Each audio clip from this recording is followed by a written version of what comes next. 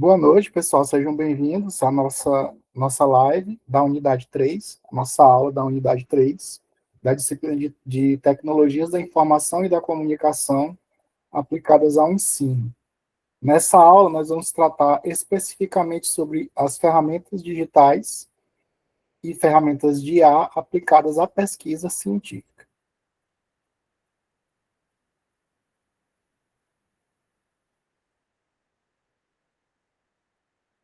Então, nessa aula, vamos abordar o panorama da inteligência artificial na educação e na pesquisa. Vamos falar sobre potenciais também, vai fazer um bate-papo descontraído, né? E eu gostaria da participação de todos, sobre os potenciais e a limitação da IA, e por si só já gera muita discussão, né? E aí vamos falar das ferramentas e a IA aplicada em cada pesquisa científica. Também as extensões do Chrome e a atividade. Vou mostrar a atividade para vocês e explicar como é que vai ser a execução dessa atividade, tá bom? O panorama. Então, como a gente já vem debatendo desde o início dessa disciplina, né, a inteligência artificial ela veio e veio para ficar, né, e veio causando muito, né. Então, ela veio, digamos assim, para mudar alguns paradigmas, né, e também para que a gente repense muito do nosso trabalho e do nosso trabalho como professor, como acadêmico, como estudante, né. E é inegável que a gente não pode mais dissociar algumas atividades com o uso de ferramentas digitais e, entre elas, a inteligência artificial. Como algum dia a TV entrou na sala de aula, como em algum momento o videocassete, o computador, o celular entrou no ambiente escolar, agora a gente se depara com uma nova ferramenta tecnológica, né? No caso, a inteligência artificial.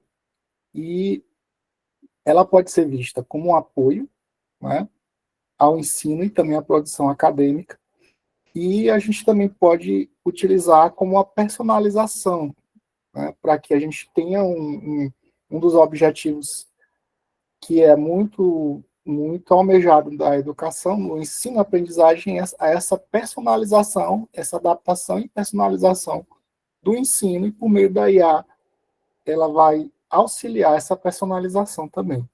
Mas dentre essas muitas possibilidades e esses avanços, existem também problemas e questões éticas com a introdução da IA, tanto no ensino como na pesquisa. E aí os principais potenciais que a gente tem, citei alguns aqui, a gente vai, nesse ponto aqui, fazer nosso mini debate, nossa discussão sobre esse tema, tá? Então, os potenciais, a rapidez. Então, tarefas que são extremamente rotineiras e mecânicas, a gente pode delegar, sim, a IA. A rapidez, a automação e o apoio à análise.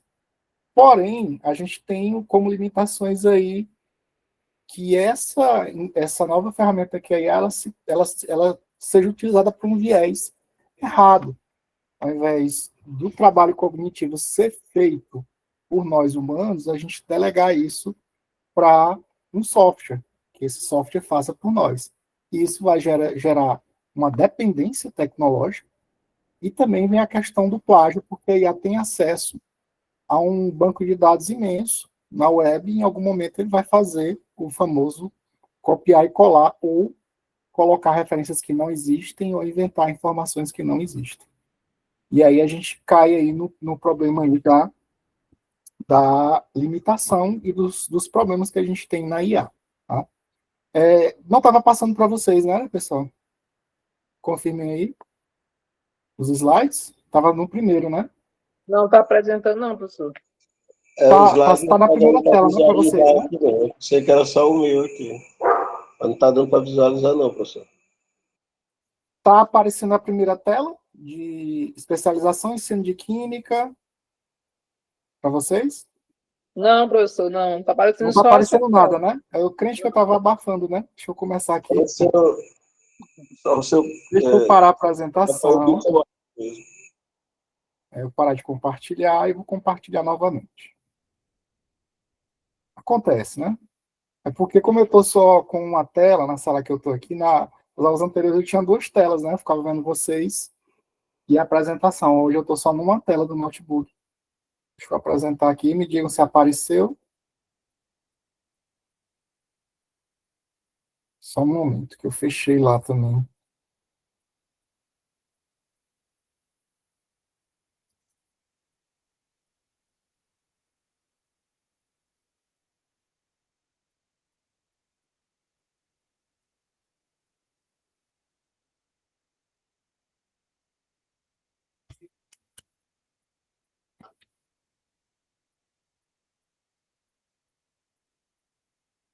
Só um momentinho, gente, tá?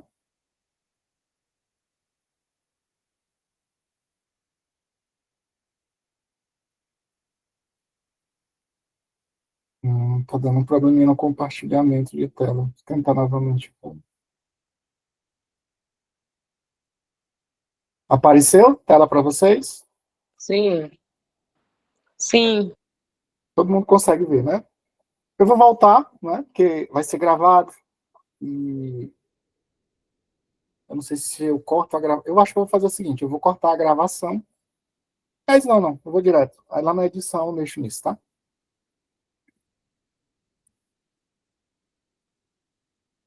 Só um minutinho aqui para eu voltar para a apresentação dos slides. Voltou para a tela inicial, voltou? Sim. Ó. Sim.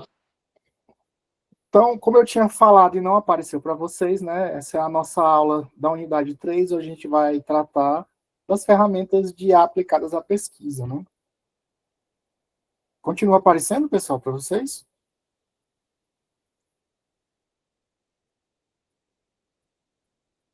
Só? Estão aí? Sim, professor. Sim. Continua aparecendo, né? Então, pessoal, os conteúdos que a gente vai abordar, tá? Deem só um ok se passou a tela, se está avançando e avançando. Sim. Pronto. Então, os conteúdos da aula de hoje, a gente vai abordar o panorama da IA, na educação e na pesquisa, e a gente vai fazer um debate, né? Vocês vão participar, quero que vocês participem comigo dessa discussão sobre os potenciais e a limitação da IA, tá? E aí, na terceira parte, a gente vai falar especificamente sobre as ferramentas de IA na pesquisa e um mapinha que eu preparei para vocês da IA em cada etapa da pesquisa científica que vocês vão precisar na especialização, né? E para finalizar, algumas extensões que vocês podem utilizar no Chrome. E no final da aula de hoje, a gente vai falar sobre a atividade avaliativa da unidade 3, tá? Então, voltando, né, novamente, agora com a tela, o panorama da IA na educação e na pesquisa. Então, a gente tem a IA como apoio ao ensino, né? Então, a IA, definitivamente, a gente não pode mais ignorar, fingir que ela não existe, né? Ela entrou definitivamente aí na educação, na sala de aula, como em algum momento lá atrás a gente teve a TV entrando na sala de aula, o vídeo entrando na sala de aula, né? Tivemos depois a informática, os computadores, depois a internet, os celulares, e hoje a gente tem um novo personagem aí que faz parte, né, hoje do cotidiano, da vida dos nossos alunos, da nossa vida. E a gente não pode viver numa bolha, né, dissociar a nossa vida em sociedade da vida escolar, né? A escola não é uma bolha, a escola está na sociedade e a gente precisa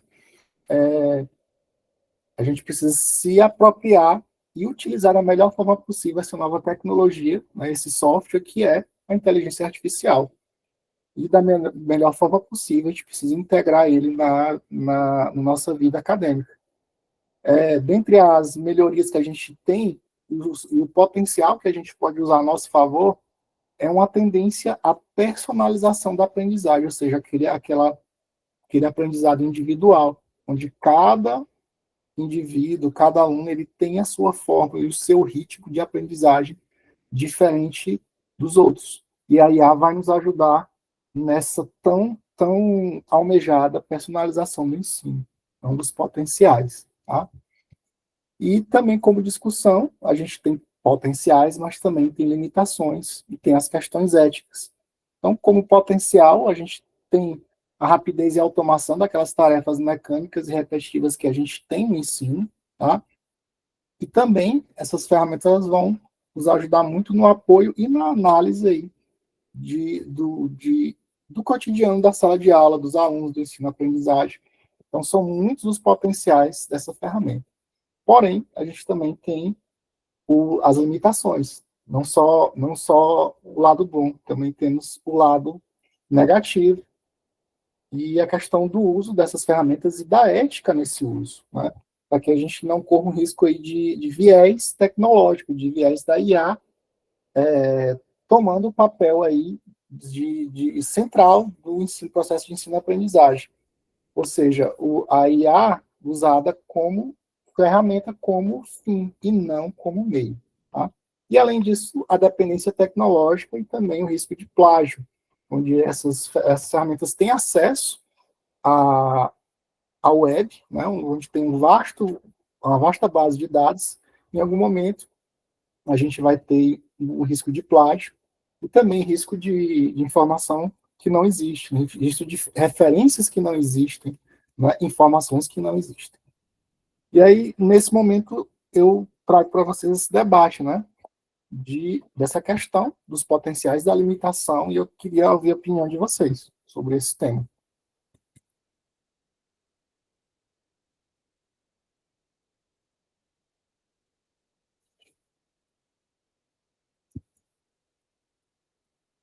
Pessoal, vocês estão aí? Sim. Vamos lá? Queria ouvir vocês agora sobre os potenciais e as limitações da IA no ensino e também na pesquisa.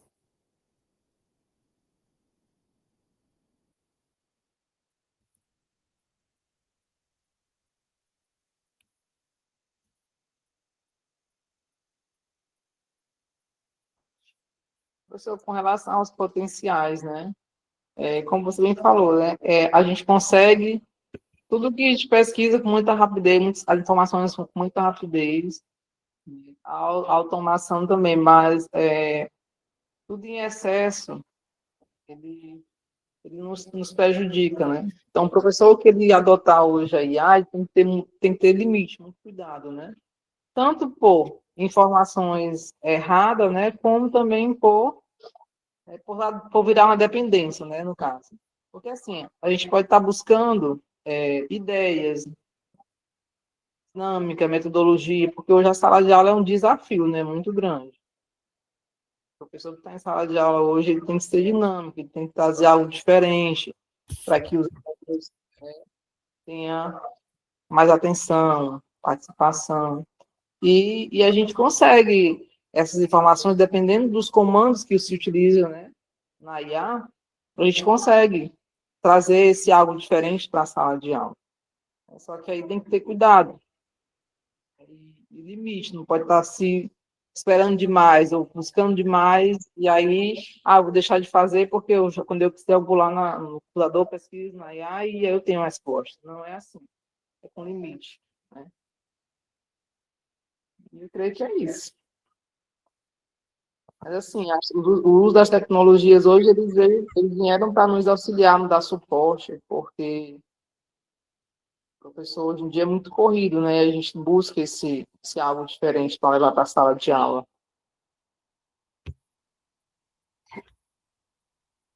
Muito obrigado, Valdeir. Realmente, a questão da aula em si, né, como você colocou, né, a gente precisa dar uma aula diferenciada, uma aula mais atrativa, né? E a gente se coloca em situações que, apesar de ser uma coisa nova, a IA, né, mas são situações que não são novas. Por exemplo, a questão da aula mais atrativa, mas por que atrativa? Porque muitas vezes os alunos têm acesso a outros recursos, né, que são mais atrativos às vezes que a nossa aula. Como, por exemplo, não vamos citar nem a questão da IA, da tecnologia da internet, mas se a gente voltar um pouquinho no tempo, a própria TV, né? A própria TV, ela já competiu com as aulas no sentido dela ser mais interessante. O que mudou foi que hoje os alunos podem levar a TV de hoje, né, que é a internet, os smartphones, para dentro da sala de aula. E às vezes isso é uma competição desleal. E aí, essas ferramentas, elas servem de auxílio, né, no caso da aula, do processo de ensino-aprendizagem, mas também na pesquisa, né, elas facilitam aquelas tarefas mecânicas de estar buscando material, buscando fontes, buscando artigos, né, que às vezes é um processo demorado. Com essas ferramentas a gente consegue ter acesso muito rápido a muitas informações e já com resumos, né, com resumo já catalogado, e isso realmente facilita muito essa tarefa que seria árdua para nós, né? E aí, como está no slide, né? A rapidez e a automação. Porém, a gente tem o problema das limitações, né? Como eu falei para vocês. Tem a questão da ética também. A gente está usando a ferramenta para nos auxiliar na pesquisa, ou a ferramenta está fazendo a pesquisa por a gente, por nós, né? Está fazendo a pesquisa no nosso lugar. Nós estamos, no caso do ensino, a gente está buscando materiais, fazendo uma aula de qualidade, ou a ferramenta está produzindo aula junto com a gente, né? São algumas questões que a gente precisa refletir, né? E, e ver o impacto disso na nossa docência, né? Queria ouvir mais opiniões de vocês. Boa noite, professor. Tá Boa ouvindo? noite, Evandro. Então, eu observando os comentários a respeito e lembrei de uma fala do professor Antônio Cantanhede na aula inaugural. Com questão à ética, né?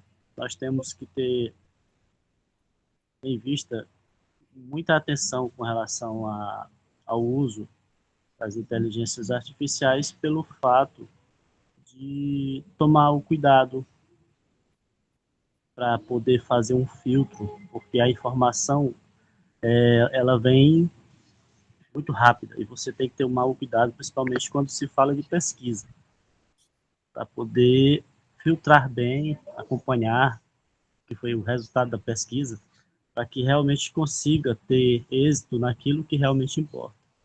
Para poder fazer uma pesquisa sobre qualquer assunto, você tem que ter esse acompanhamento. É como na escolha do tema de um artigo. Quando você vai fazer um referencial bibliográfico, escolhendo 5, 6 artigos para ler, ela facilita muito essa parte, como o senhor bem disse. Mas é preciso que você tenha um filtro, pelo menos de ler os resumos, para poder se embasar e ter certeza do que está acompanhando está certo, condiz com aquilo que você realmente quer. Depois você mesmo pode, em muitos casos, pode até se perder no meio do caminho porque não fez esse filtro. E mantendo também a ética de tomar cuidado para não cair no plágio e várias situações que pode ocorrer nessa pesquisa com a IA, mas que é um suporte de fundamental importância e que o professor precisa se adaptar cada vez mais, isso aí sem dúvida nenhuma. É muito importante. A nossa tendência é que todo mundo comece a se adaptar a isso, né? É isso. Obrigado, Evandro. Verdade. Eu posso falar também? Pode falar, Daniel. Tá ouvindo? Sim, ouvindo estamos bem? ouvindo, sim. Assim, estou ouvindo o comentário de vocês a respeito da inteligência artificial no ensino, né? No ensino geral. De modo assim, eu vejo que a inteligência artificial ela é boa, tem pontos positivos, mas também tem pontos negativos. Primeiro, vai tornar as pessoas assim preguiçosas entre aspas, porque eles não vão mais estudar o velho livro didático e não vão fazer pesquisas em artigos. Ele vai só lá e pesquisa em diferentes aplicativos.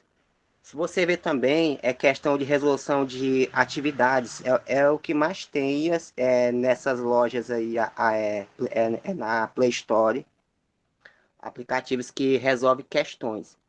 Então, isso vai tornar as pessoas viciadas na inteligência artificial para responder questões. Quando eu estudava no ensino médio, nunca se poderia imaginar que iria acontecer essa inovação tecnológica. Quando tinha, assim, atividades para você responder em casa, o livro didático ele era a principal ferramenta. E isso auxiliava melhor no ensino, porque o aluno ele vai pesquisar, vai tentar compreender, vai ler mais e vai tentar se aprofundar no assunto. Assim, em relação ao ensino de química, vejo que o ensino de química, no geral, ele vai ser muito contextualizado. Sendo que a química é uma ciência exata, que ela se vale muito da experiência, experiência científica e na chamada metodologia investigativa. Nesse ponto da inteligência artificial, essa parte de metodologia investigativa, ela vai ser negada. Por quê? O aluno vai simplesmente pesquisar o conteúdo e a inteligência artificial vai dar a resposta pronta. E isso, de certo modo, vai tornar os alunos dependentes dela para todo tipo de resolução de questões. Ou seja, futuramente as crianças e os adolescentes vão depender exclusivamente da inteligência artificial. E quando for prestar um vestibular ou uma prova objetiva, eles vão ter muita dificuldade para assimilar os conteúdos, entendeu? Essa é a minha opinião a respeito desse assunto. Obrigado, Daniel. Mais alguém quer falar, pessoal? Depois a gente faz um resumo geral da fala de todos, tá?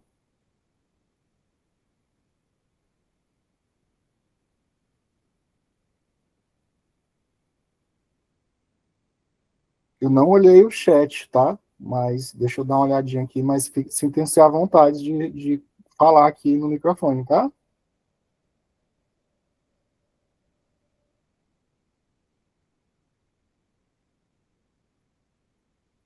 Ah, ninguém comentou no chat, não. Alguém mais quer falar, gente?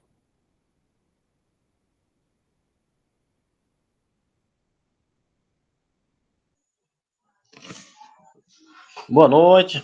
Boa noite, Francisco. Eu não vou comentar quase nada não, porque na verdade eu sou analfabeto no caso de inteligência artificial.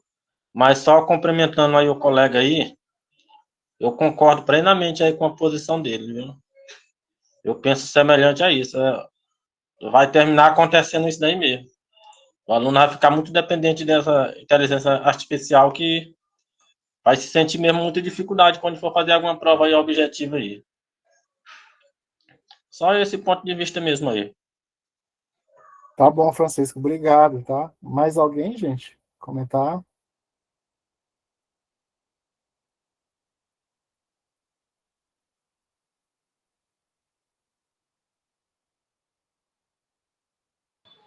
Boa noite, professor. Boa noite, Betânia. Eu acho que a IA, ela aumenta as nossas possibilidades, né? Como os colegas aí já mencionaram. E a gente tem outra visão de algo assim que às vezes para a gente parece que não tem assim outra solução. E principalmente quando eu vejo em relação ao planejamento de aula, né? Quando a gente pede para da maneira correta, né, que são os prompts, elas nos dá uma aula mais dinâmica, uma aula onde o aluno ele vai ter assim uma interação melhor. Eu acredito assim que a IA ela vem nos auxiliar e nos dá mais assim uma autonomia, nos dá aumentar nossas capacidades, não para nos substituir, né? Ela automatiza, né? O que para a gente parece tedioso, como a questão de ficar horas e horas planejando aulas. E também ela é criativa, né? E eu acredito assim que se a gente souber usar da maneira correta, realmente ela vai nos auxiliar. E Porque às vezes assim a gente demora muito tempo para planejar determinadas aulas, e principalmente para jovens, porque a gente tem que ter uma dinâmica muito diferente para atrair, para chamar atenção. E eu uso assim, mas eu uso de forma para esse lado, né? Para planejar, para ver outras possibilidades. E é isso. Ok, Betânia, obrigado pela participação. Mais alguém, gente, quer comentar? Esse é o momento de vocês, tá? Vocês participarem. Boa noite. Boa noite, Jaime. Partindo assim, do potencial, né, e as limitações da IA, né, é importante, com certeza é importante. A IA ela não vai deixar de ser uma ferramenta necessária, como já foi falado, né, e bastante ressaltada essa questão. É importante demais, a IA vai ser sempre necessária. Mas vem a questão, o problema, né, da limitação, como foi dito agora há pouco, do rapaz aí anterior, que eu não esqueci o nome dele agora, a questão do jovem ficar limitado a todas as respostas, né, a todas as soluções, em que ele fica, né, dependente. Chegar ao ponto de que ele não possa mais nem achar outro meio dele se sair, né, futuramente numa prova, e ele se passar por um teste, né, e ser, né, provado o seu conhecimento. Então, é basicamente isso. Obrigado, Jaime. Mais alguém quer comentar? Só um comentário aqui, professor, porque assim, às vezes as pessoas pesquisam, quem não tem um conhecimento sobre determinada coisa que está pesquisando, aí ela começa a lançar respostas erradas, e aí a pessoa que está indo somente para copiar e colar, ela termina que errando e se complicando, entendeu? Então tem que ter muito cuidado. É necessário que a gente coloque os comandos, vários comandos, né? Diferentes, ou que é o mesmo ponto que a gente estava falando agora há pouco, mas que a gente também tenha consciência do que a gente está precisando, ter um pouco de conhecimento para que, quando ela colocar algo errado, a gente discorde. Porque senão a gente termina fazendo algo de errado para levar para a sala de aula. Verdade, Valdeir. Isso é muito importante, essa sua observação, tá? Mais alguém? Vou pegar mais uma ou duas falas e a gente faz o fechamento, tá?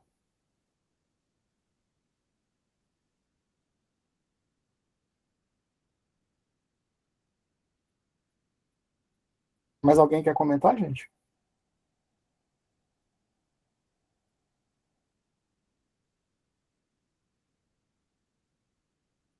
Bem, sobre as falas, né? Vamos lá. Algumas questões foram levantadas, né? Mas unanimidade, ponto 1 das falas de vocês, né? Ponto 1, a questão da dependência, é uma limitação, né? Mas a gente tem que levar em considerações quem está usando essa ferramenta. Então, é consenso, né, na fala de todos, e eu me coloco também na fala de todos, que vai da maturidade de quem está usando, né? No nosso caso, do aluno, né? Que ainda não tem uma maturidade como nós, que somos docentes já, né? Que estamos já num nível, digamos assim, mais um nível de consciência, né? De ética um pouco melhor do que eles, né? Ainda não tem essa maturidade e essa ética no uso. Então, isso nos traz uma espécie de, digamos assim, de receio, né, ou de cautela no uso dessa ferramenta, né? Ou seja na preparação da aula, seja numa pesquisa científica, seja na elaboração de um material, seja mesmo na construção de um artigo científico. Então, a gente vai ter esse cuidado de verificar questões como plágio, de cópia, de geração de texto, de criação de texto que não condiz com a realidade, ou algo, referências inexistentes, né? Já os alunos, principalmente os mais jovens, eles não vão ter essa preocupação. E, além disso, eles vão permitir, ou em algum momento vão mesmo por acomodação, vão permitir que sejam criadas respostas e que, colocando mesmo como se diz, numa fala mais coloquial, que a IA faça o trabalho por eles, que é o pior cenário, né? Como eu vou trazer um exemplo aqui por exemplo, do cinema, né? Um filme, acho que muitos de vocês, se não assistiram, já ouviram falar, que é o Matrix, né? Tem uma cena clássica que os protagonistas estão fugindo, né? Numa cena de perseguição, e a única forma deles saírem é uma aeronave, um helicóptero, né? E aí um pergunta para o outro, né? Você sabe pilotar helicóptero? E a resposta é: espere um momento que eu vou já saber como é. E aí, como é que ele aprende? Na época, a gente não se falava ainda em IA generativa, né? Mas o filme era um pouco futurista e ele envolvia a questão do software controlar tudo. Então, na linguagem do filme da época, foi um download, né? Ele baixou o download de um programa de piloto. E é mais ou menos o que a gente está vivendo hoje, né? Na IA. Então, os alunos, assunto sobre química, eu não sei. A IA vem aqui e vai fazer por mim. Só que a gente não vive no cenário do filme, né? A gente não pode estar fazendo download para tudo. Então, vai ter momentos que a gente vai ter que usar a nossa cognição, a nossa inteligência. E a gente não vai ter a muleta da IA. E isso é um ponto onde deve ser trabalhado pelo docente, de orientar os alunos a utilizar da forma correta a IA, como apoio, e não como muleta. É diferente, apoio e muleta, né? O apoio, você vai conseguir fazer a coisa, e aquilo vai te apoiar a você construir. A muleta, ela vai te limitar, né? Então, se você estiver sem a muleta, você cai. Então, este é uma das limitações que vocês colocaram, é o uso da IA como muleta, né? Ou mesmo como substituição do agente principal, que somos nós, tá?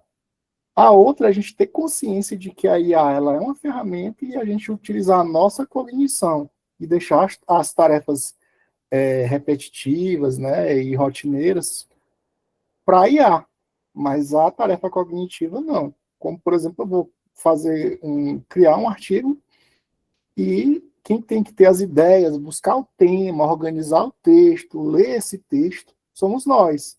A parte automática, aí sim a gente pode usar uma ferramenta de inteligência artificial. Então, esse que deve ser o pensamento, tá?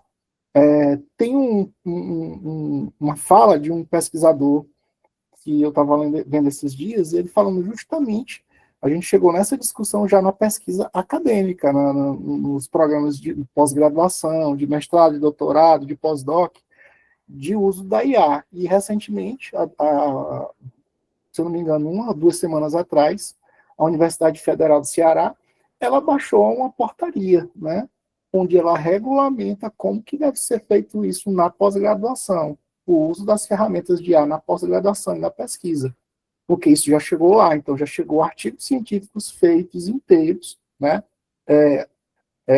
por estudantes de pós-graduação, né, estudantes de mestrado e doutorado, de especialização lato sensu, tanto lato sensu como estricto sensu, de produções, né, artigos, né, feitos com inteligência artificial. Isso foi detectado. Então, eles já baixaram uma política de como que deve ser feito esse uso da pós-graduação. Então, a fala desse pesquisador foi nesse sentido, né, que a IA está sendo usada sem a ética, né, para gerar texto, e não é esse o caso. Na fala desse pesquisador, o que ele diz, né? Ele trabalha como revisor dos principais periódicos, né? E como revisor, a gente tem que ler os trabalhos, tem que ler os artigos. E é o que ele estava notando, que muitos artigos que ele estava revisando vinham feitos com inteligência artificial. Não era a pessoa que estava escrevendo, ela estava sendo gerado o texto. E aí causou um fato inusitado, porque ele, como revisor de uma revista científica, ele pegou algumas referências lá no trabalho que ele pegou e conhecia o pesquisador. Inclusive, ele é revisor, ele é professor de Harvard, revisor de uma revista conceituada, e um dos autores lá, uma das referências que ele pegou, foi de um colega de Harvard também. Só que ele ele, quando viu a referência, ele ficou intrigado, porque ele sabia quem era o autor, mas não lembrava daquele trabalho. Né? Esse trabalho eu não lembro, eu sei quem ele é, mas esse trabalho aqui eu não lembro que ele publicou.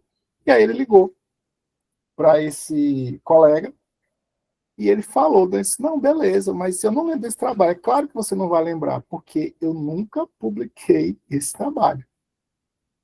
E aí ele teve a certeza de que aquilo ali foi uma informação gerada, uma referência falsa gerada por inteligência artificial. Daí o risco dessas ferramentas, daí entra a questão da ética, entra a questão de informações falsas. Tá? Então é um debate que a gente tem que levar tanto lá para o ensino do ensino-aprendizagem lá dos alunos que estão começando uma vida acadêmica, como também de nós, pesquisadores, futuros pesquisadores e futuros pesquisadores e estudantes de pós-graduação, né, de usarmos da forma correta e ética essas ferramentas, para não cairmos nesses erros, né? Como já aconteceu, isso está acontecendo agora, isso é recente, é bem novo na pesquisa científica, né? Mas isso já aconteceu, por exemplo, em outras áreas, há alguns anos atrás. Alguns anos atrás não, que é bem recente as IA generativas, mas elas tiveram um boom no início da pandemia, né? Mas a gente já teve casos de profissionais de direito, né? De uma IA criar uma jurisprudência e o advogado levar essa jurisprudência para um julgamento, né? E quando chegou na jurisprudência, o juiz leu aquela agora eu não lembro, eles chamam lá de um advogado leva para o julgamento, me fala o termo técnico jurídico lá que eles usam, né? O documento, o texto que eles escrevem para levar para o julgamento, acho que é peça, depois vocês me corrigem. E aí o juiz disse, essa jurisprudência eu não conheço, foi pesquisar e a jurisprudência não existia, né? E isso foi um caso se eu não me engano, o advogado foi preso, né? Porque eles fazem um juramento de não mentir. E na peça dele tinha uma mentira, né? Informação falsa. E agora a gente está com as IAs, isso no auge lá da IA generativa mais famosa, que é o ChatGPT. E agora a gente tem IAs específicas para pesquisas científicas, e aí a gente tem que se preocupar, por exemplo, um dos itens da pesquisa são as referências científicas, né? Então, neste caso específico dessa entrevista desse pesquisador, foi uma referência que não existia, tá? Beleza, gente? Alguma pergunta, alguma dúvida sobre esse tema?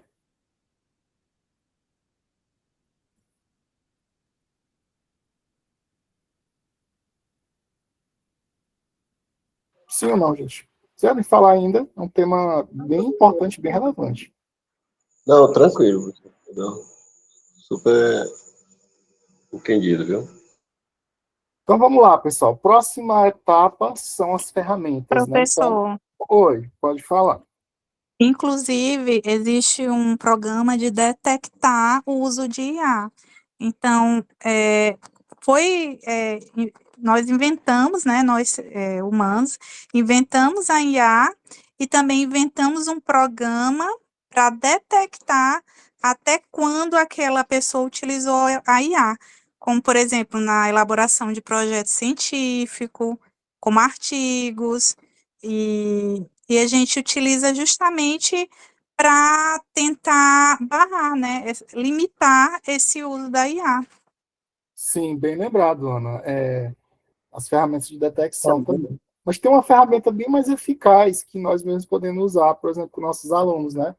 A gente tem o conhecimento de como esse aluno escreve, né, ao longo de nosso convívio acadêmico com os alunos, né, seja de qual nível for, né, de como ele escreve, de como ele fala, de qual o seu nível de conversação, de escrita, de cognição. E aí, se a gente pega um texto que foge desse padrão, né, a gente já começa a acender um alerta, né? Será que foi ele mesmo que escreveu isso? Então, isso uma das melhores formas da gente tentar também detectar esse uso da IA, né? Na pesquisa científica, não, porque o revisor ele não tem contato com... É anônimo, né? Então, quem manda um artigo para um revisor não vai o nome do autor, então é anônimo. Então, ele precisa dessas ferramentas. Mas no caso que a gente tem um contato com os alunos, fica mais fácil a gente detectar isso.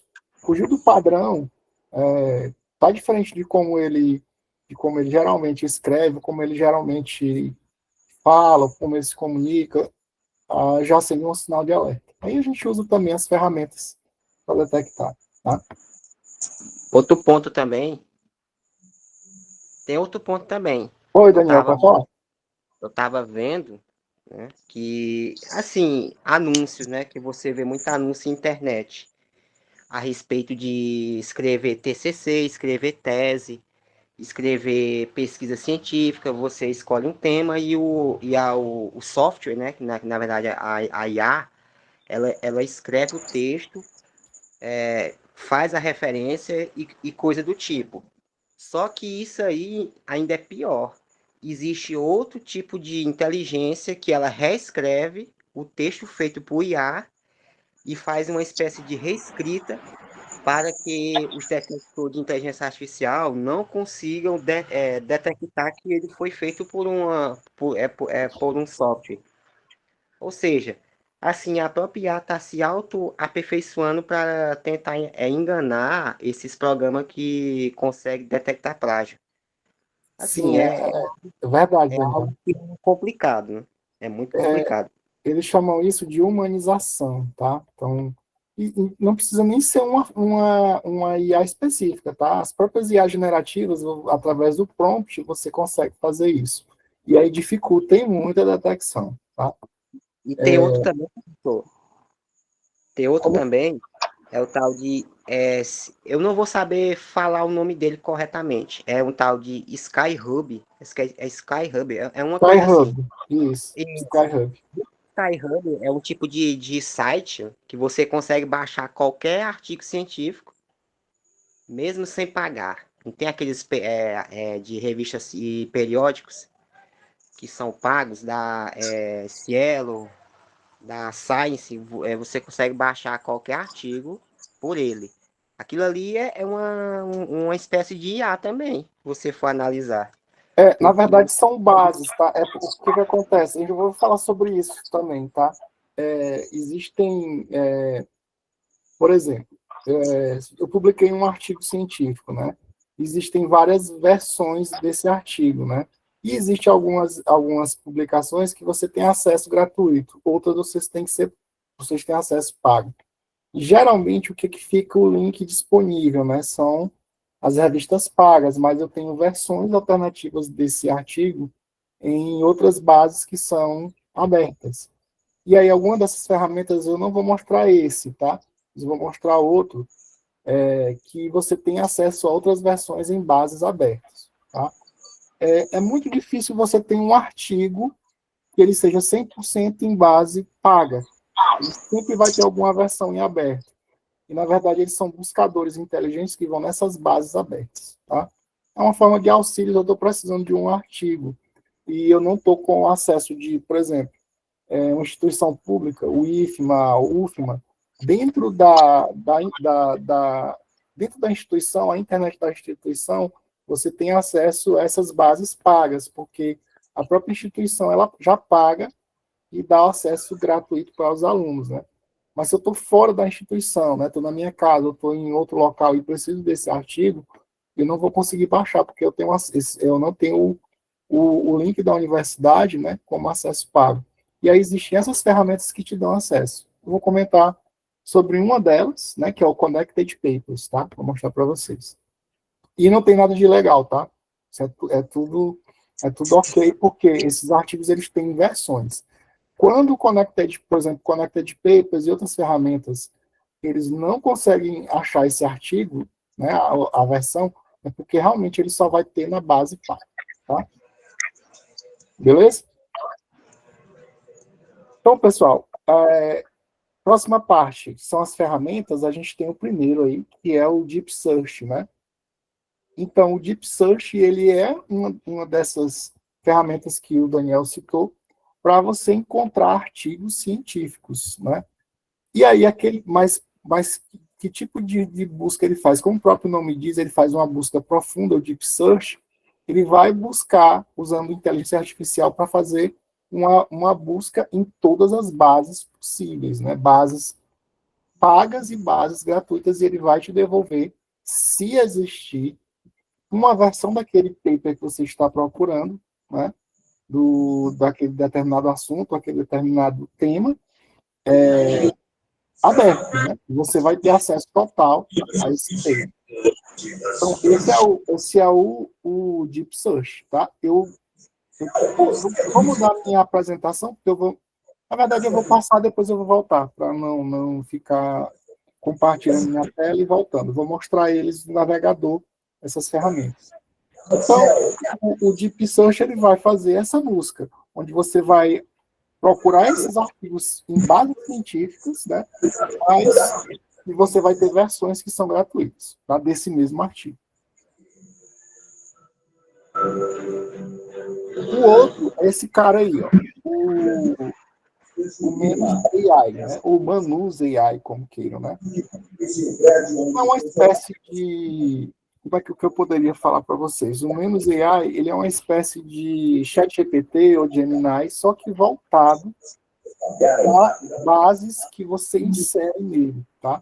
Ou seja, eu vou fazer... Ele até pesquisa algumas coisas na web, mas é com base em documentos que você fornece. Nessa tela que vocês estão vendo aí, tem alguns trabalhos ali, ó, avaliação de TCC, revisão, avaliação de TCC1. Então, ele vai usar como base esses documentos científicos que você vai colocar para ele como fonte, tá? Quando o microfone ligado, eu vou desativar aqui, só um minuto, pronto. Pois é ativa, viu, João? Esqueci seu microfone ligado. Então, ele vai usar como base esses trabalhos científicos. Então, o que é o legal dele? Ele não vai procurar na internet todas as bases como as IA generativas. Então, isso já te dá uma limitação naqueles trabalhos que você quer pesquisar. Tá? E aí você pode escolher um resumo desses trabalhos, você pode buscar uma informação científica e pedir alguma coisa detalhada para o Manus AI.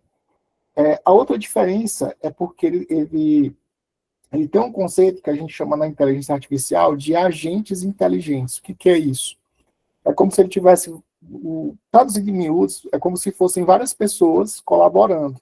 Então, a ideia dos agentes inteligentes que eu vou ter um agente específico para uma tarefa, outro agente específico para outra, e eles vão trabalhar colaborando entre eles ou competindo entre eles. Tá? Então, ele tem um resultado bem mais específico e bem mais focado do que as IAs generativas comuns, como o Gemini e o ChatGPT. Tá? Eles são mais voltados para uma tarefa bem específica, no caso, artigos científicos. Tá? A outra ferramenta é o LCIT, né?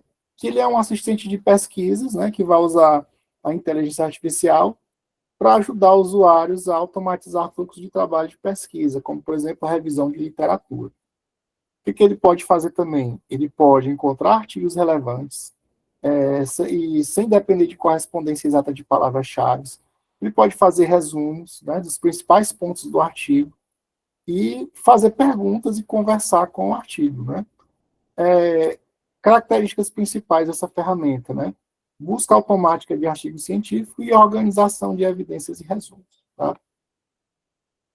Outra ferramenta que vocês já devem conhecer é o Google Scholar, só que a gente tem aí o Google Scholar agora com inteligência artificial, que é o Scholar AI. Né? Então, ele vai fazer a integração com bases científicas e vai auxiliar numa coisa que é bem, digamos assim, chata de fazer, né? E bem mecânica, que é a revisão bibliográfica, né? Fazer a construção dessa revisão bibliográfica.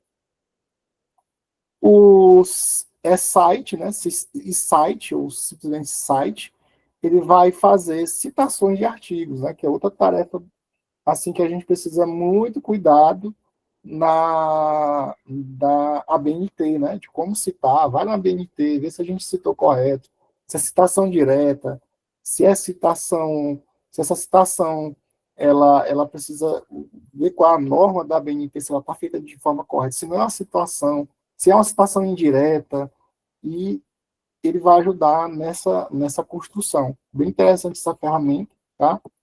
E ela vai fazer aí apoio aí para a gente fazer as citações de apoio, refutação ou menção, tá? As ferramentas que a gente já conhecia, que são bem comuns, né? Como o ChatGPT, o próprio Gemini. Então, a gente já pode usar, por exemplo, para roteiros, né? Já vai usar para roteiros e para outras coisas, tá? Então, roteiro de planos de aula, já vai usar mais para a parte de ensino mesmo, né? Já são mais, como a gente diria, mais gerais, né? E aí fazer quiz, simuladores, aí já vai o Kahoot, né? Mais para parte aí de ensino e aprendizagem, são voltados mais para essa parte. E aí o mapinha, vamos lá,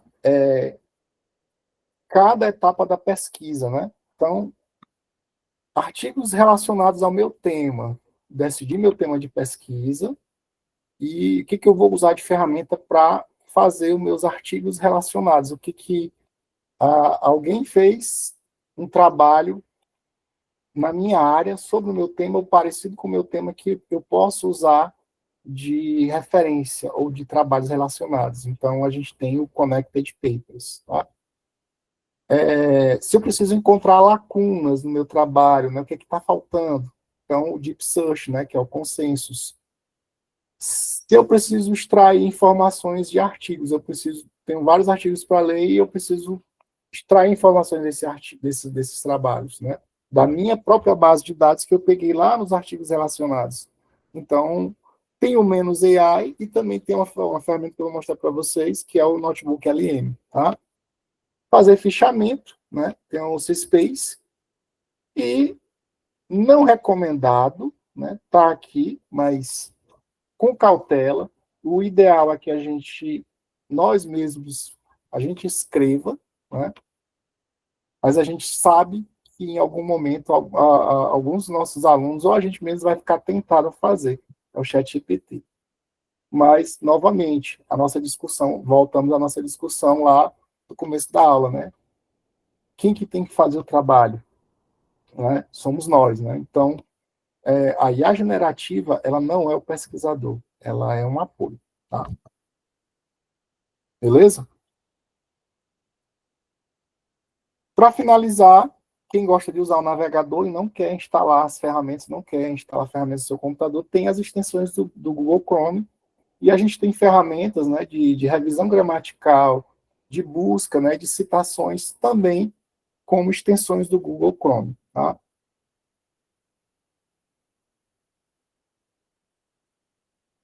Nessas extensões, a gente tem o Google Acadêmico, né, que é uma ferramenta bem conhecida de pesquisar artigos científicos. A gente tem o Scriber Citation Generator, que é uma extensão do Google Chrome que vai nos auxiliar para fazer citações diretas, né, em várias fontes.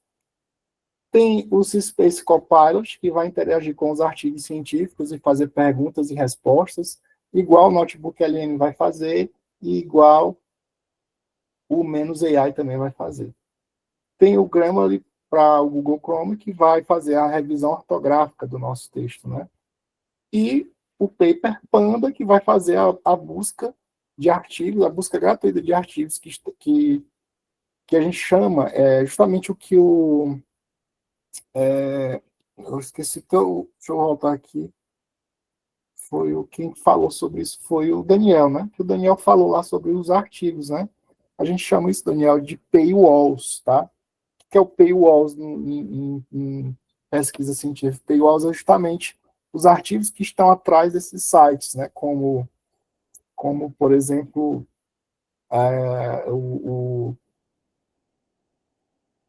o Cielo, né? Como outros sites, né? Na minha área, que é minha área de engenharia, é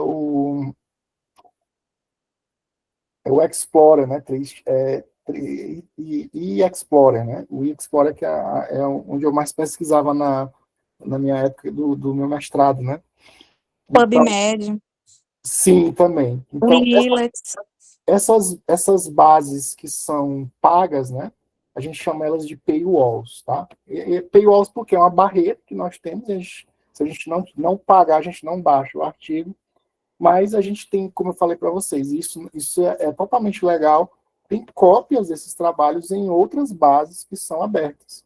E aí, o que essas ferramentas fazem? Elas pesquisam versões desses artigos nessas outras bases que são gratuitas, tá? E aí no Chrome, quem faz isso, por exemplo, o Consensus Deep Search faz, né, que eu mostrei para vocês, e se eu quiser uma extensão do Chrome, não quiser ir no site, eu tenho um botãozinho lá no Chrome que vai fazer isso para mim, que é o Paper Panda, que vai atrás dessas bases, tá? Beleza? Alguma pergunta? Não, professor.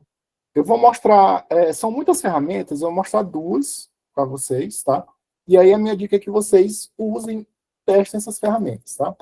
Eu vou mostrar duas agora, vou mudar a visualização para vocês na minha tela, tá? Deixa eu mudar aqui, apresentar outra coisa. Vou apresentar a janela do Chrome. Tá aparecendo para vocês a janela do Chrome, né? Vocês estão vendo o que aí, pessoal? O que está aparecendo para vocês?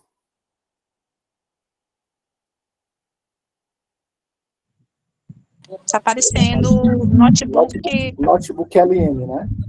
Pronto. Isso. Então, Notebook LM, o Consensus, que é esse daqui, né? Que é o de busca. E aí, por exemplo, eu fiz uma pesquisa aqui sobre uma coisa que está bem aparecendo toda hora, né? Em todo local, tá até chato, né? Que é o 3i Atlas, né? Então, ele já devolveu aqui, ó, algumas bases científicas e alguns artigos aí sobre ele, tá?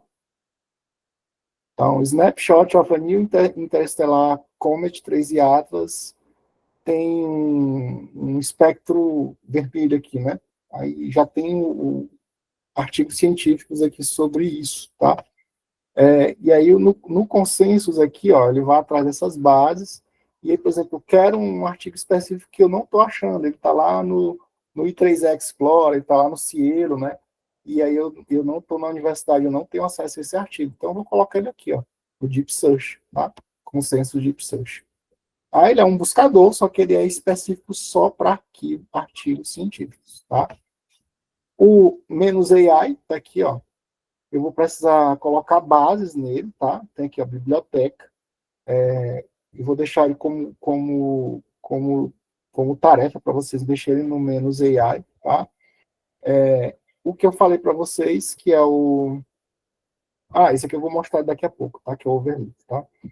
Que é o Connected Papers, né? O Connected Papers é para fazer um referencial teórico. Então, estou trabalhando sobre um determinado trabalho, né?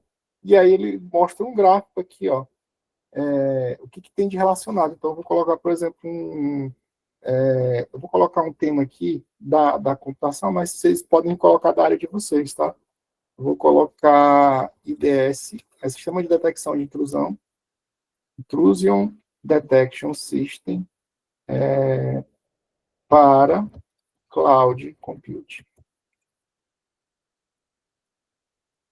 E aí ele vai buscar o que tem de trabalhos relacionados. Ó. Então, vocês viram que ele constrói um gráfico, né? Ó, build a graph, que é justamente a ligação que vai ter com o trabalho de vocês. Então, ele busca o trabalho, né, já colocou um aqui, ó, a rede neural, um IDS, é um tipo de inteligência artificial baseado em rede neural, né? Já pegou outro trabalho aqui, outro e outro. Então, ele vai pegar tudo relacionado com aquele trabalho, tá? Por isso que o nome é Connected Paper. É uma teia sobre aquele tema que vocês estão pesquisando, tá? Muito interessante ele. Recomendo demais que vocês utilizem essa ferramenta para a pesquisa de vocês, tá?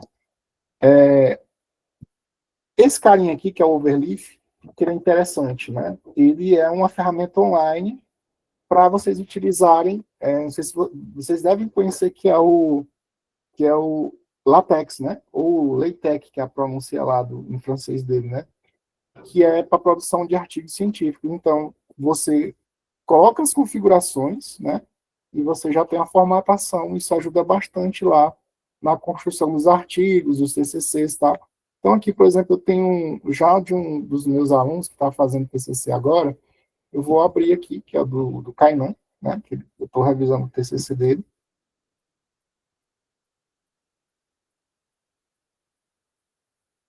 E ele vem assim, ó, ele é uma linguagem de programação, só que nessa parte ele já vai configurar tudo para você, né?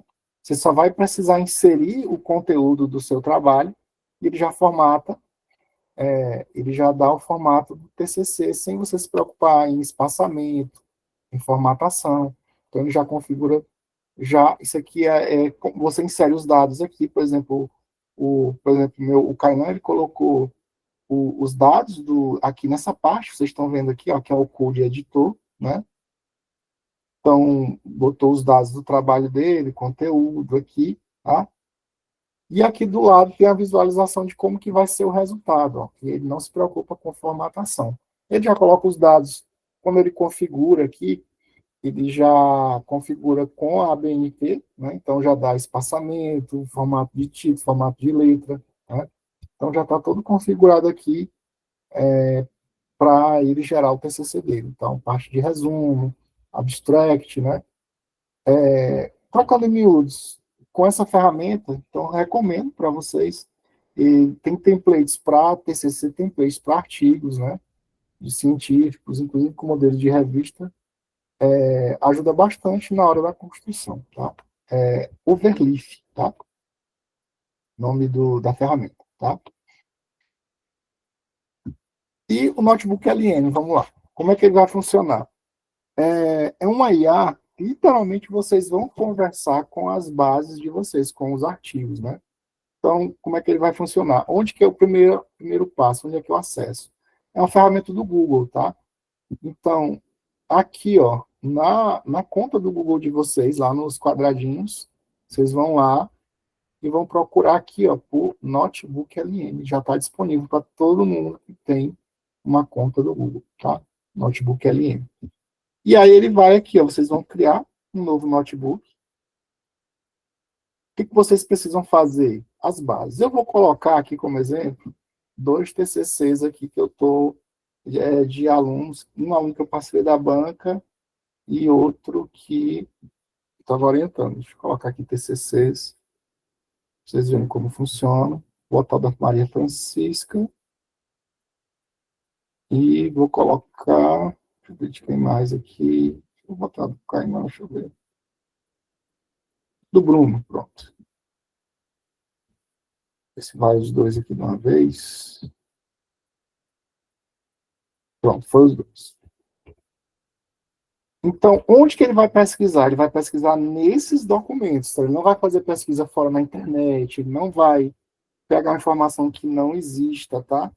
Então, eu posso, por exemplo, aqui, ó, fazer um resumo em áudio, tá? Não vai sair o áudio para você? Acho que não, né? Deixa eu ver aqui, deixa eu gerar bem aqui. Como eu estou compartilhando... Deixa eu fazer o teste aqui. Ele vai gerar uma espécie de podcast, tá bom? Sobre esses documentos. Bem interessante.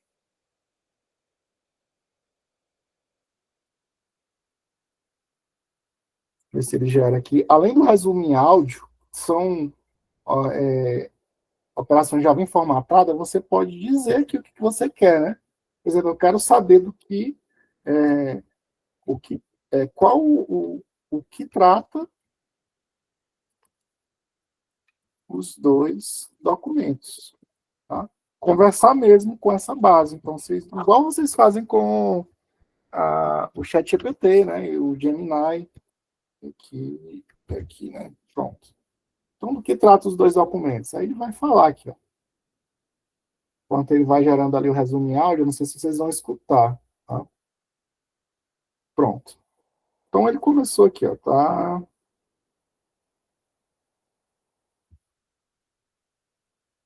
Pronto. Então, ó, os 2 documentos apresentados são trabalhos de conclusão de cursos para o curso de bacharelado em ciência da computação do IFMA Campus Caxias, né? Tanto o primeiro como o segundo. Os trabalhos foram orientados pelo professor, né? Do professor Luiz Fernando, que é um colega meu de trabalho, e eles compartilham o mesmo contexto, né?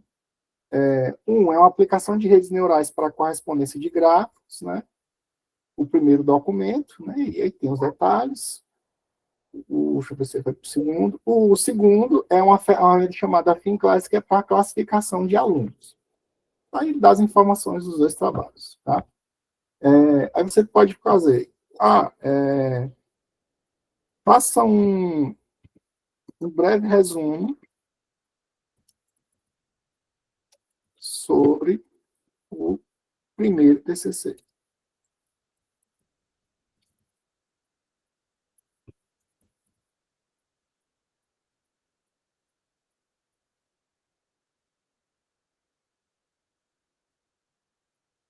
Só um minuto, enquanto ele faz. Pronto, ele fez. Então, o primeiro trabalho, né, de autoria do Bruno, também foi meu aluno, né, e orientando do meu colega de trabalho do IFMA. Ele foi apresentado no ano passado, em 2024, né, e ele trata de um desafio da ciência da computação, que é o problema de correspondência de grafos e pesos, que é um problema tanto da área da computação como da área da matemática, né. E aí, dá os detalhes, alguns detalhes aí do trabalho do TCC dele, tá? Tem a opção também de mapa mental, aqui, deixa eu ver se ele vai mais rápido do que o resumo em áudio, está demorando, né? Na internet também. Aí ele vai fazer agora um mapa mental dos trabalhos, né? Ele pode fazer um teste, né? Fazer um quiz sobre os trabalhos e você pode trabalhar em cima da sua própria base de dados e construir o que você quiser. Posso fazer um resumo, posso usar ele como meu referencial teórico, né? Para fazer o meu próprio trabalho, enfim, tem uma infinidade de possibilidades. Então, é uma ferramenta muito boa para pesquisa científica. Tá aqui, ele gerou um IA, né? Então, tem aqui um grafo, né? Um mapa mental, né? Ferramentas de IA na otimização e gestão educacional.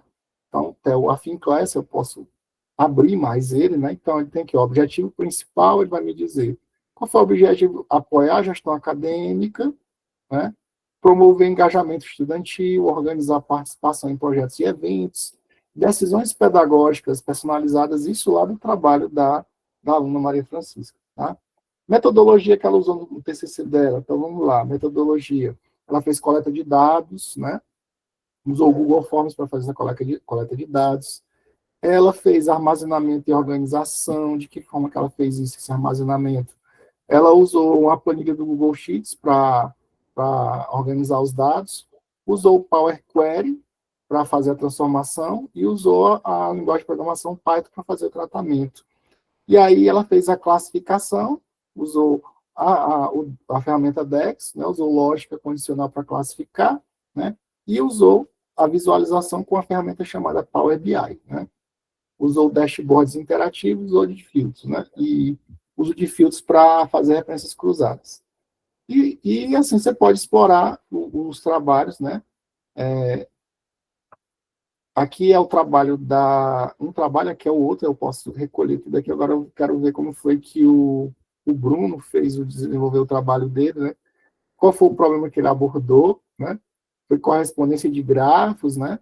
Qual foi a solução que ele adotou no trabalho dele? Solução proposta, né? Ele usou redes neurais para fazer, desenvolveu ele programou, fez uma ferramenta para validar o TCC dele, né? E por aí vai, né? Você pode baixar isso daqui, ó, esse mapa mental, né? Deixa eu ver se ele terminou o áudio, não, ainda tá, porque o áudio, ele gera, às vezes ele gera um áudio, como os trabalhos são grandes, eu vou até dar uma parada aqui, os trabalhos são grandes, ele vai demorar, ele vai gerar um áudio bem grande, tá? São 2 TCCs grandes, tá? Então, bem interessante, você pode, inclusive, aumentar, você pode adicionar, ou eu posso descobrir, né? Descobrir fontes aqui, ó. Posso pegar da web aqui, e quero saber mais e pesquisar mais fontes relevantes para esses dois temas do artigo e aumentar minha base de dados. Tá? Então, ferramenta bem interessante essa, né, para você trabalhar com pesquisa. Tá?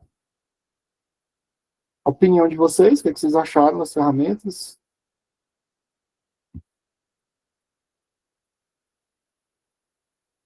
Eu não conhecia, professor.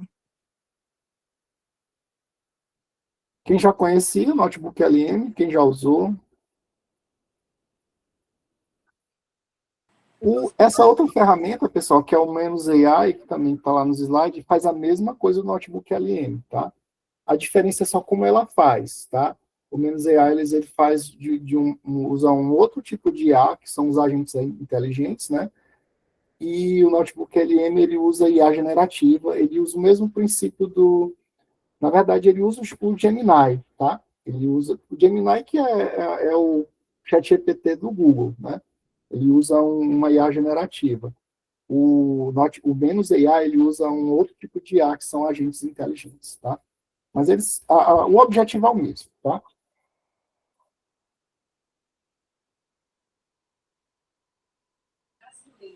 É muito bom, mas isso aí, quando eu estiver no início, trabalhando com isso aí, quando eu estiver no final, eu já não sei nem o que eu estava fazendo. Prefiro o método tradicional. Isso é interessante você colocar.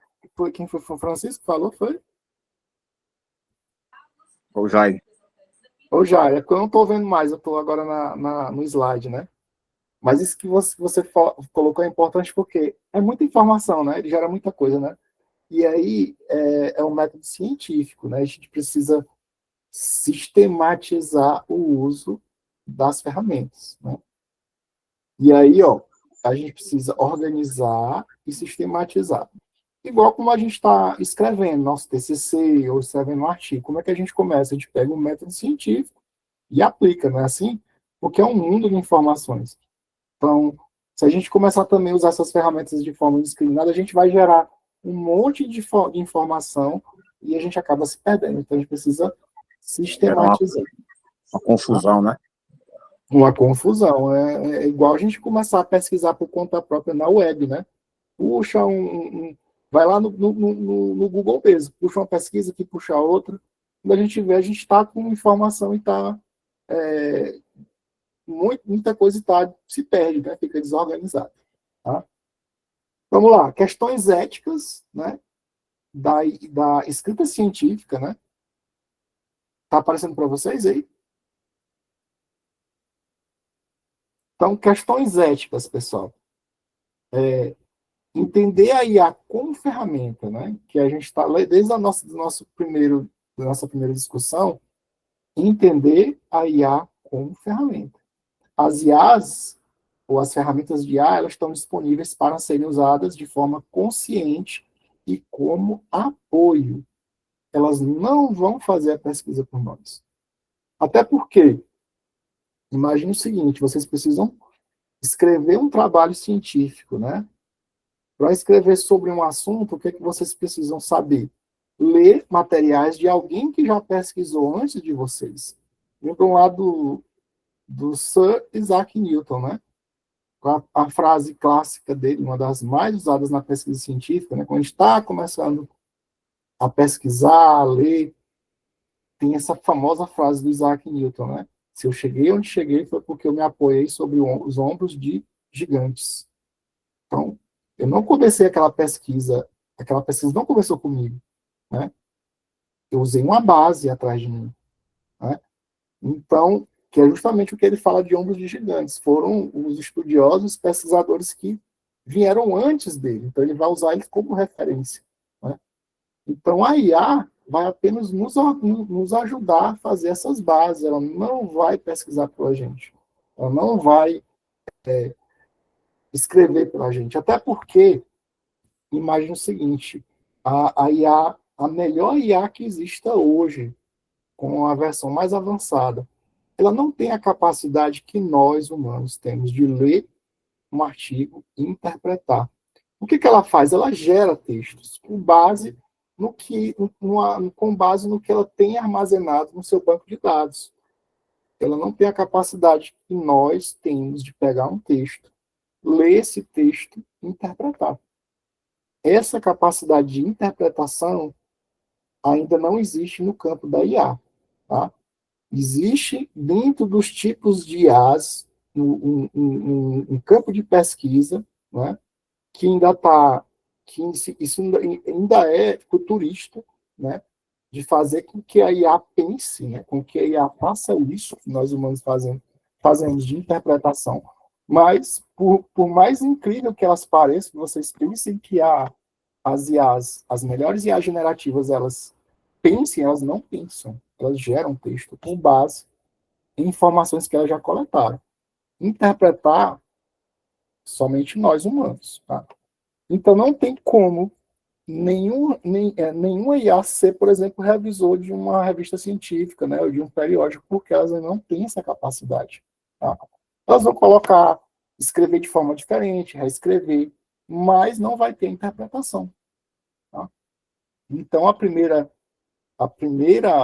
primeiro item aí desse mapa mental é a IA é uma ferramenta. Beleza? O segundo item aí, transparência no uso. Usei, declare explicitamente que usou a IA, né, de que forma foi usado. Terceiro, verificação humana. Todos estão sujeitos a falhas, inclusive, eu já citei alguns exemplos da inteligência artificial, né? Então, revise, né? Veja se as referências são reais, se não foram inventadas, se elas existem, né? Se você gerou algum texto com a IA e colocou no seu trabalho, se esse texto gerado, ele condiz com a realidade, se ele não tem nada que não exista. Né? Quarto item, ética e conformidade, né? Esteja ciente das implicações éticas do uso da IA. E aí você vai trabalhar para mitigar possíveis impactos negativos. Tá? E, por último, utilizar os seus conhecimentos. Use a IA como uma ferramenta complementar, não como substituto. Esse é o principal item, o principal tópico. Tá? Quem faz o trabalho científico, quem elabora a aula, quem executa a aula somos nós, né? E quem faz o trabalho na visão de estudante somos nós, né? Não é a IA. Então, a IA é apenas uma ferramenta. Beleza? Pergunta, gente? Dúvidas? É assim, professor, eu vejo que o senhor está falando assim, que não vai substituir a IA, né? Não vai substituir o ser humano. Mas eu vejo que a tendência é evoluir, certo? É evoluir. E outra coisa importante, assim, que eu achei interessante que o senhor falou, em relação a Isaac Newton, né? Isaac Newton, ele fez aquela síntese da lei de Galileu, que é a lei da inércia. Ele pegou a lei de Galileu, da inércia, e formulou a primeira lei da mecânica. Isso é algo importante a ser dito no contexto histórico. Mas assim, antigamente que eu falo é 20, 30 anos atrás, muito se fala assim, que a primeira inteligência artificial, propriamente dito, foi a internet. Porque a maior fonte de pesquisa de dados ou qualquer tipo de informação era gerada pela internet. Você pega lá uma palavra-chave, determinada palavra e faz a pesquisa. Então, assim, é uma tendência que vai evoluir. Eu mesmo, no meu TCC, quando eu fiz aqui no IFMA Campus Açailândia, eu utilizei muito a IA na questão de montagem de fórmula química. Para mim, montar ligações químicas e fazer aquele modelo de fórmulas. Porque não tinha como fazer de forma manual. Tinha que se utilizar uma ferramenta avançada para fazer isso. E também a questão de referências e coisa do tipo, revisão de texto, foi importante também. Mas é aquela questão, eu não deixo o meu velho livro didático e a pesquisa de artigo científico de lado, não. Eu sempre considero essas ferramentas que sejam elas tradicionais bastante importantes.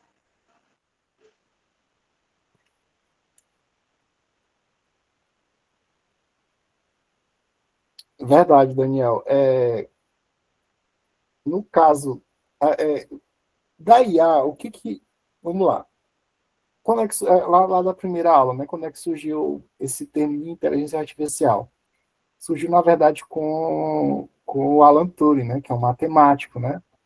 Inclusive, eu sugiro para vocês, não sei se eu coloquei lá na aula de abertura, mas eu reforço, muito interessante, se vocês puderem assistir, que é o jogo da imitação, né? Que é sobre o Alan Turing. E o Alan Turing foi a primeira pessoa que propôs o que a gente chama hoje de inteligência artificial, né? Que é o famoso teste de Turing. De lá para cá, então vocês veem, década de 40, né? De 40 a 50. Mas a IA ficou famosa, né? Começou a sair na grande, na mídia, né? Saiu do campo da computação, dos congressos, da pesquisa. Ela sempre foi famosa para a gente que é da área da computação e também da matemática, né? Mas para o público em geral, de outras áreas, e o público mesmo leigo, ela começou a ficar famosa depois da pandemia com o surgimento de um tipo específico de IA, que a gente chama de IA generativa, né? Que é a IA que no popular conversa com a gente, né?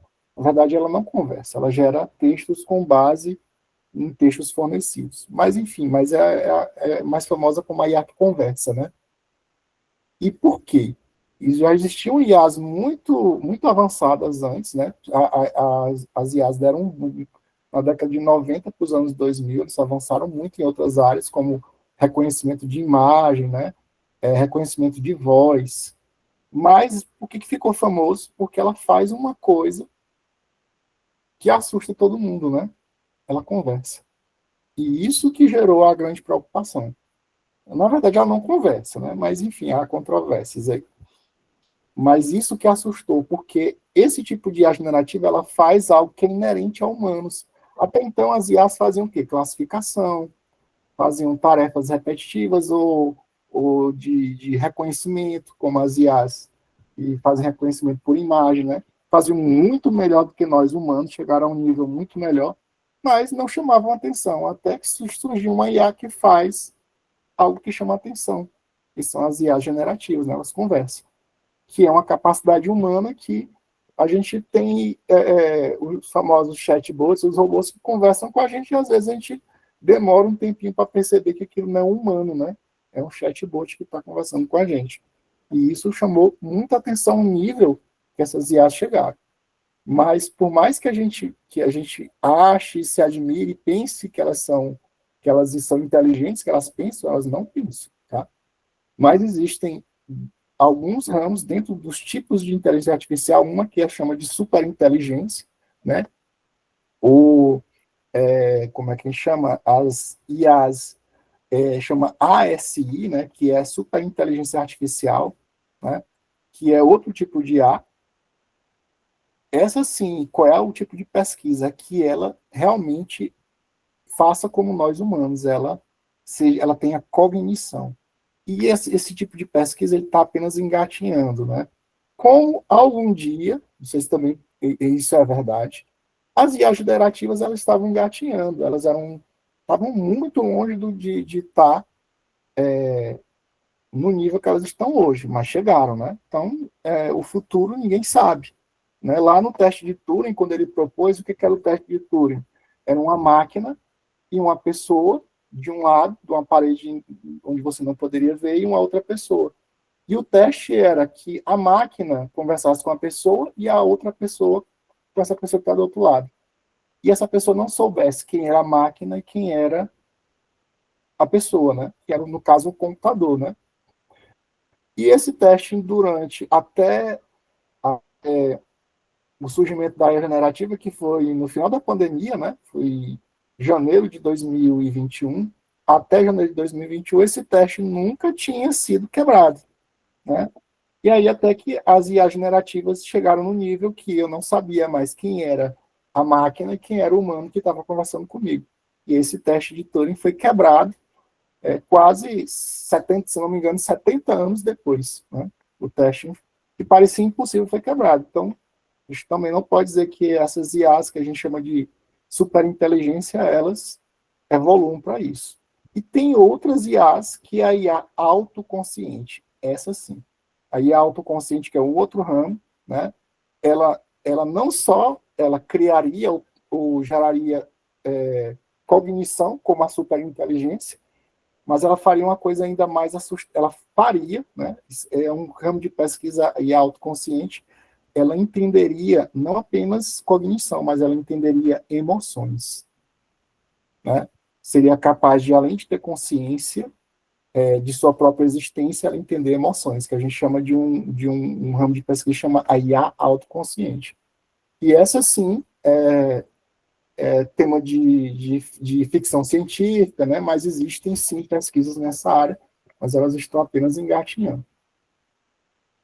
Mas a gente não sabe, né? Como eu repito para vocês, até onde isso pode chegar.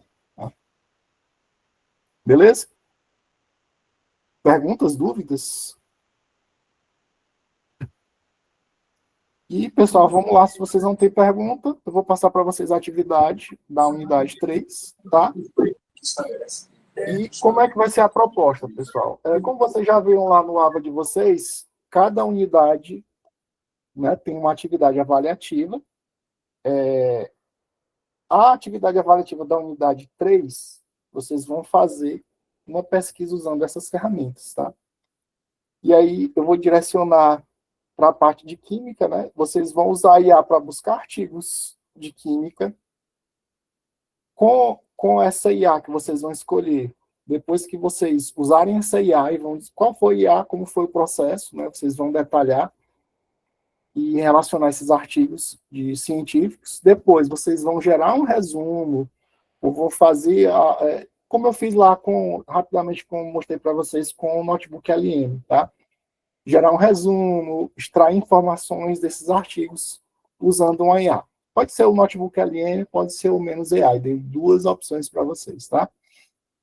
E usar também para criar atividades, né? Baseada nesses artigos que vocês pesquisaram. Criar artigos, né? Criar perguntas e respostas, que são os quizzes sobre esses artigos, tá? Além disso, vocês vão criar um novo artigo, né? Que a gente chama de survey, ou um artigo que...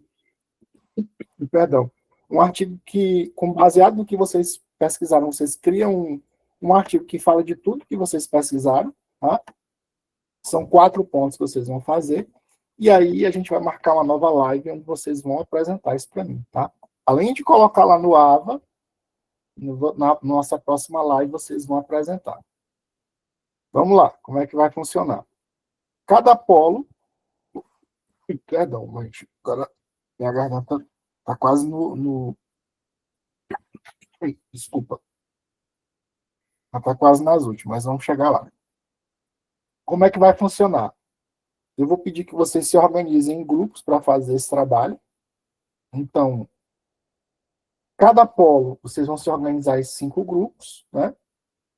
E aí, nessa live, eu vou combinar com vocês agora, a data dessa próxima live, vocês vão fazer a apresentação disso para mim, tá? Desse trabalho aí.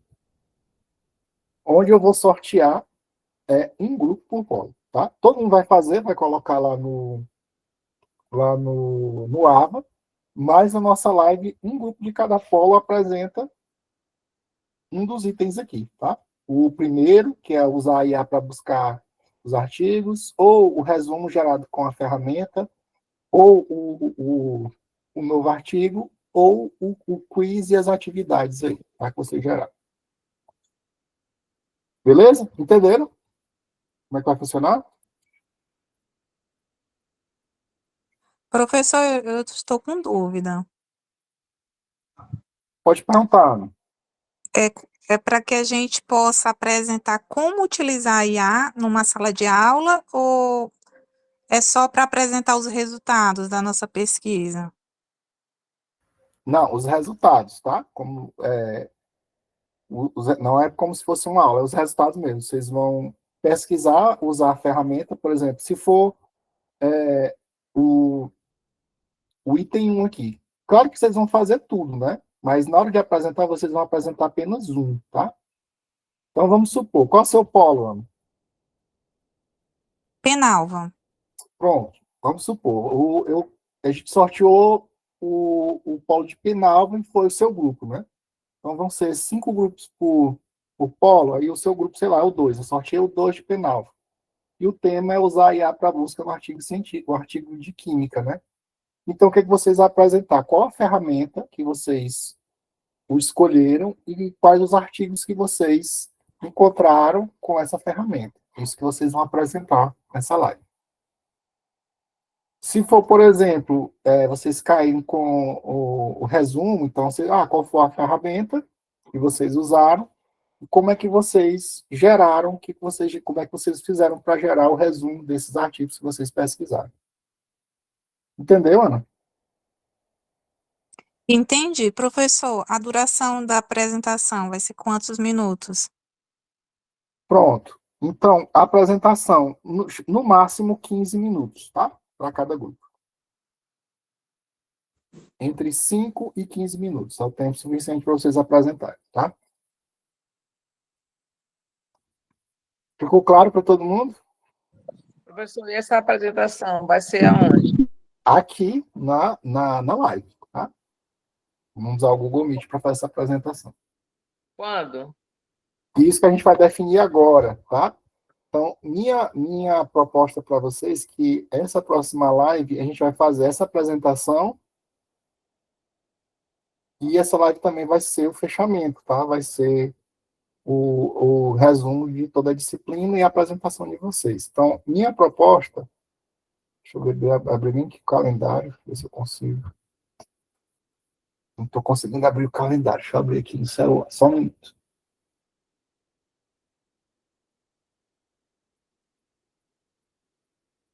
Então, minha proposta é essa live a gente fazer ela no dia 11 de novembro, tá?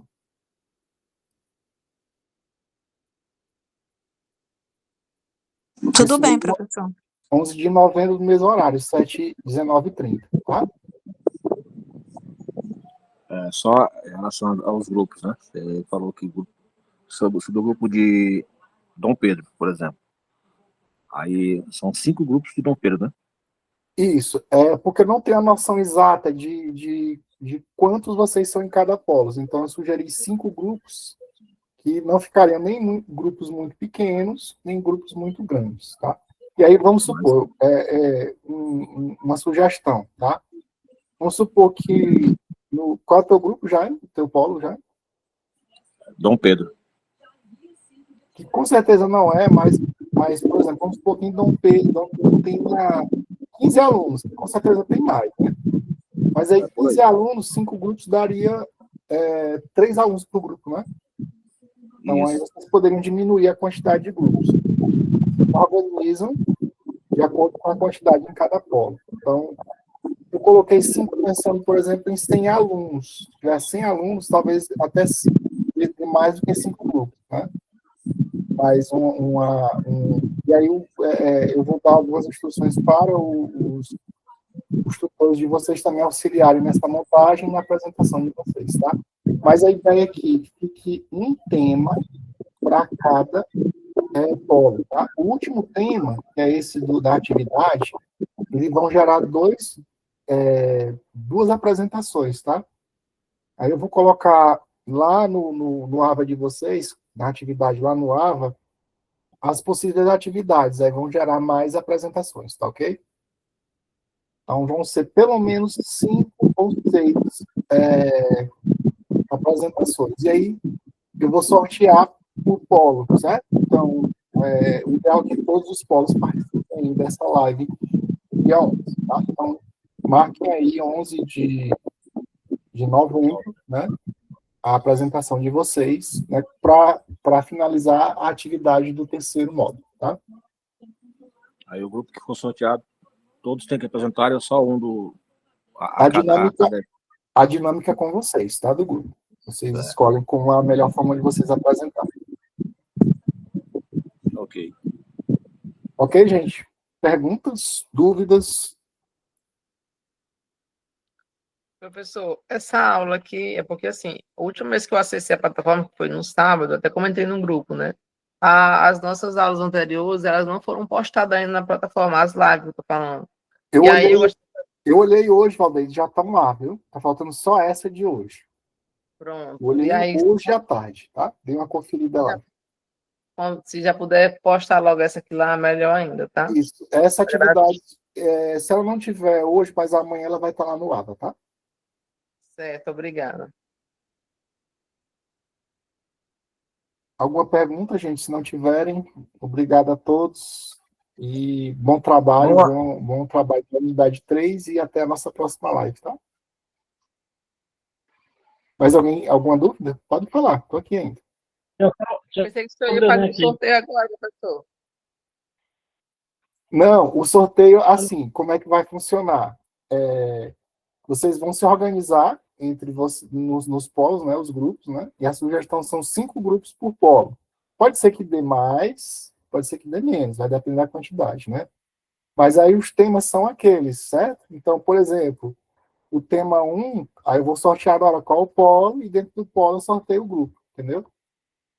Vamos supor, tema 1 vai para Penalva, né? Tema 2 vai para... Qual é o outro polo de vocês? Dom Pedro. Dom Pedro. Tema 2 vai para Dom Pedro, né? E assim vai. E aí, por exemplo, tema 2, quem que vai apresentar? Como não é só um grupo, a gente sorteia o grupo lá dentro do Dom Pedro. A gente vai fazer assim. Então, o primeiro sorteio é tema e polo, e depois, dentro do polo, qual o grupo que apresenta, tá? Ficou claro? Agora é só organizar os grupos aí, né? Isso, agora aí é com vocês, tá? Oi, pode falar. Boa noite. Pode falar, Lex. Professor, como eu estava vendo, porque lá no AVA nós temos acesso a uma parte onde nós podemos conversar com os professores, né, das disciplinas. E aí, no caso, a gente precisar tirar alguma dúvida, entendeu? Falar com o senhor. Como a gente faz? Porque eu estava vendo lá, para mim, eu não vi essa opção lá. Eu peço até desculpa para vocês que eu estou com acesso recente lá. Eu estava com um problema de acesso na disciplina. Então, eu vou começar, como tem muita coisa, eu vou começar a responder lá aos poucos, né? Mas vou responder, tá? Acho que está com 2 semanas que eu estou com acesso. Aí eu estou começando a organizar o material e agora a partir de amanhã eu vou começar nos... Como é que tem lá? Nos fóruns, né? Nos fóruns. Mas vocês podem mandar aquela pergunta direta para mim, tá? Porque elas não estavam chegando. Só que aí eu fui começar a responder hoje, tem um monte de mensagem. Eu vou responder e vai chegar, tá? Ok, obrigada.